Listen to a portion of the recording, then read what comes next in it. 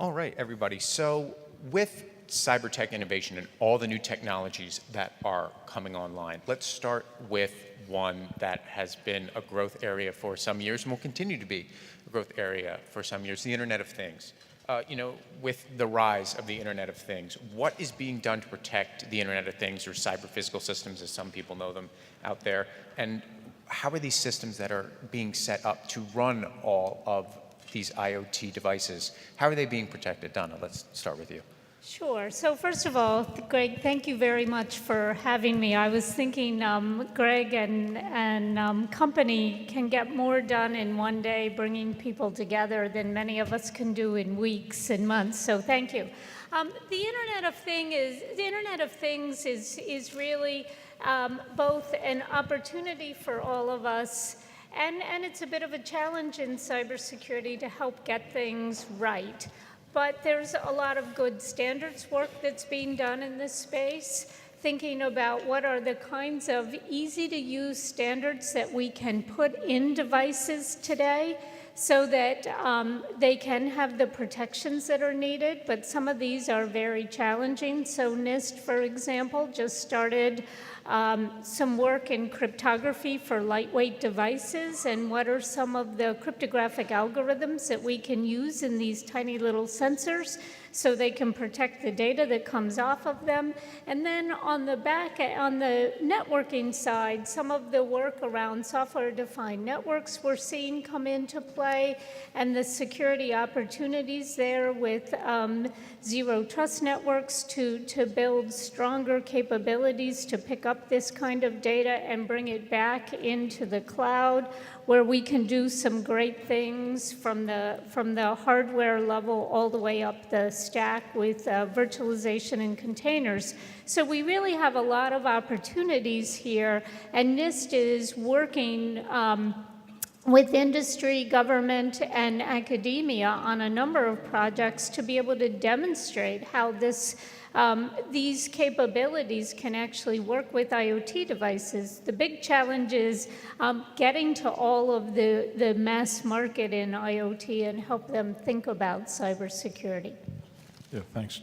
Donna, you're exactly right, and NIST does a great job, and I'd compliment NIST from an industry's perspective. We work very closely with them.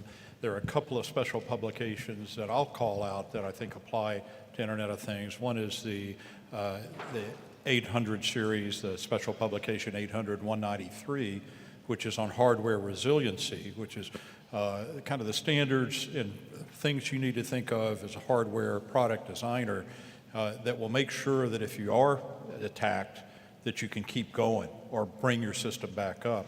Another is the 800, 160, and 161, which is supply chain risk assessments, and know where your products are coming from and who your subcontractors are, but also know who their subcontractors are. Even the second and third tiers, there is supply chain risk, and develop relationships and know those people is very important.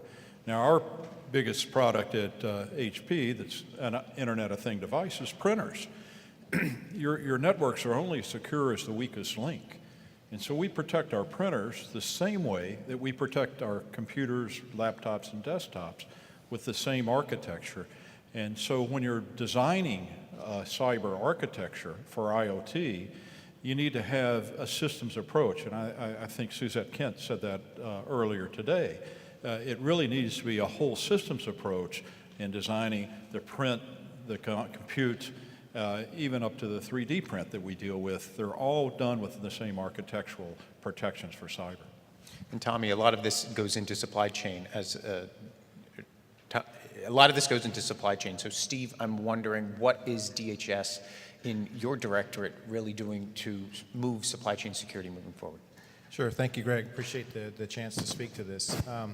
I actually want to talk a little bit sideways or different to this, because to me this is really a cultural challenge, no matter what the technical breakthroughs are likely to be, because it's really difficult to really get a culture of innovation happening within your own organization, as well as the innovation connections between your organization and what technically can be done or what is brought to you by a company or a vendor or something on the outside.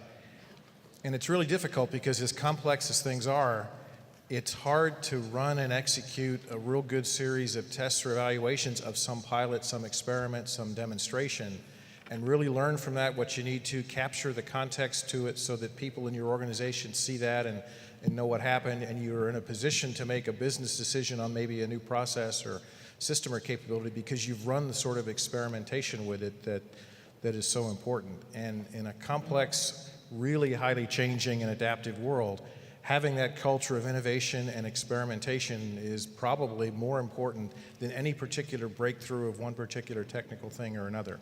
And it's one of the things we've been able to learn fairly quickly over the last few years, because our office has been working and running the Silicon Valley Innovation Program for DHS, and getting that strong cross-culture and setting the demonstrations up with the components of DHS has proven to be very, very valuable and very, very successful for us.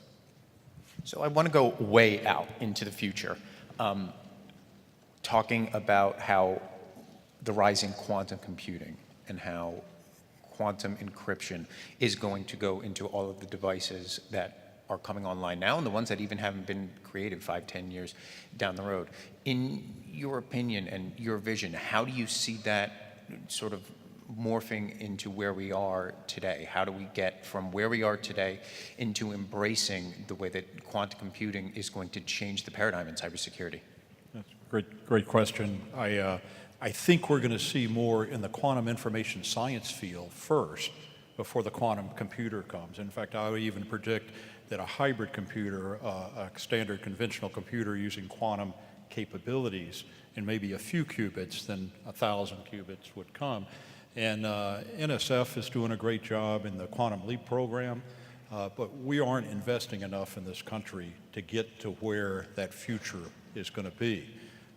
China has $10 billion a year that they're investing in quantum information science. We'll be fortunate to get close to $1 billion in the appropriations this year. And yet there's companies, Google, Microsoft, and others looking at it. HP has taken a lead at trying to focus in this area of where to be. So we'll be ready when the product development is time to begin. But their quantum sensing now in place, quantum key distribution that's in place by using devices that can create a single photon, and from a single photon being able to split that and send that in an entangled method down two ends of the fiber optic wire and create quantum keys from that. And I think that that's going to enhance security in the long run of such devices as SCADA devices and energy plants. Donna, how is NIST tackling this? So NIST has a big program in quantum information science and looking at quantum computing overall from the physics side of actually building the device to how to think about new algorithms and new capabilities in quantum information, to taking a look at both quantum key management and quantum resistant cryptography, so that we can have crypto that has the security that we've come to rely on today. And I think particularly for this audience, one of the messages that we have to help others think about is, as we're seeing this shift to quantum resistant cryptographic algorithms, particularly asymmetric or public key algorithms, we need to be thinking about agility in cryptography. And how can we understand the places where we're relying on cryptographic controls, where those algorithms are, and how are we going to interface so that we can change these out? And this becomes really a big deal for the day when we have quantum computers. But in actuality, it's a really good practice to know where you're relying on cryptography. And if you need to make a change, how are you going to change that? Not just in this one device, but across your infrastructure becomes a big challenge. I think one thing that'll help us a great deal is that we're almost doing the pre-season of the quantum question right now, in that you see massive engineering experimentation across industry and the government of everything related to machine learning and artificial intelligence. And that same character of early organizational experimentation, demonstrations, try things out at small scale and see where it's going to go, is the same character and attitude that we're going to need to have in the quantum computing space. But it's also a massive national challenge because there is a lot of money going into this, but it is distributed and spread throughout the industrial world. And the challenge between the national perspective on which federal labs do what versus what's happening at pace and scale across industry, I think that conversation could be a lot stronger than what it has been. And it's another example in this case also, there's a huge national resource sitting at NSA in this kind of knowledge. But you know the story about NSA, you can tell an extrovert at NSA because they're looking at the other person's shoes rather than their own. It's hard to pull that sort of culture and capability out from its history, and yet that's the kind of thinking we need to really consider, is how to bring this sort of AI knowledge that's scattered throughout the country in lots of places and put it to work against these advanced problems, and quantum is going to be the next large version of that same thing. So part of innovation is not only developing the technology, but also figuring out the practical use cases for them. And anybody that follows my Twitter account might see that sometimes I throw shade at the blockchain.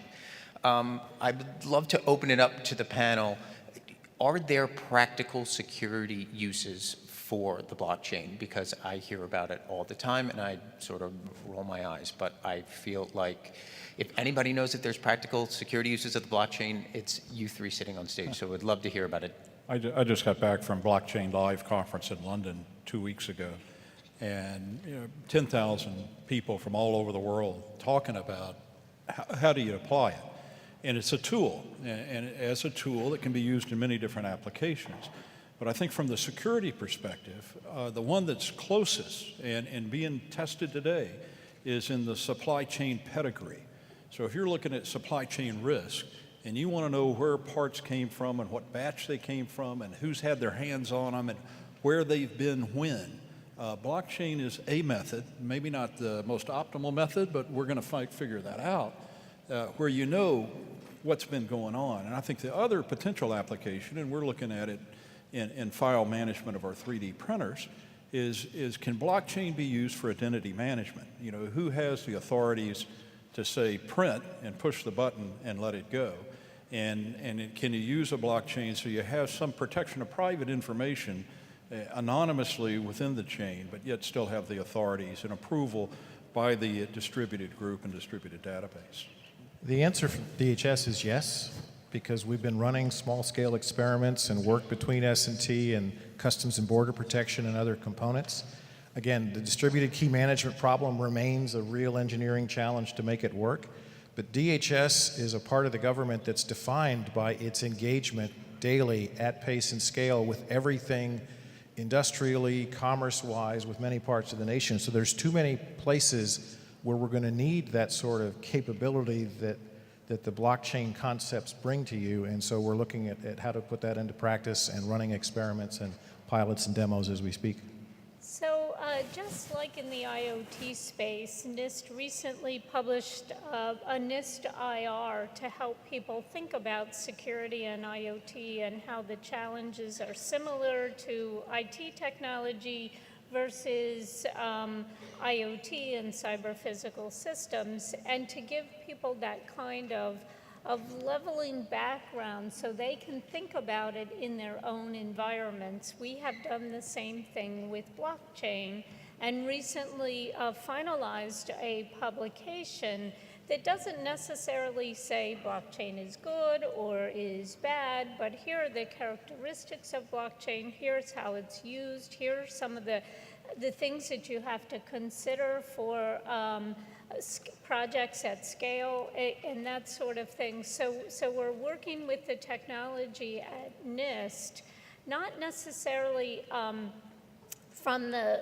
perspective of it's perfect for this application or not good for that application, but to think about some of the areas around scale, really being able to scale blockchain, and what are some of the things that you have to have in place in order to make it work effectively. So I encourage people when they're thinking about that for their own applications to take a look at that blockchain publication and think about some of the questions that come up, some of the questions that Scott just brought up on some of that underlying key management, et cetera. And it is a very good document, Donna. It's well written. I enjoyed as well. I like the flow chart and how it says, are you thinking about using a database instead of the blockchain? Like, it's definitely worthwhile to suss out what is and what isn't a good Good use of the decision blockchain. tree if you want to use it. Right. So thank you very much. Appreciate your insights, everybody. And as innovation keeps coming online, we'll check back in with you. Thank you. Thank you.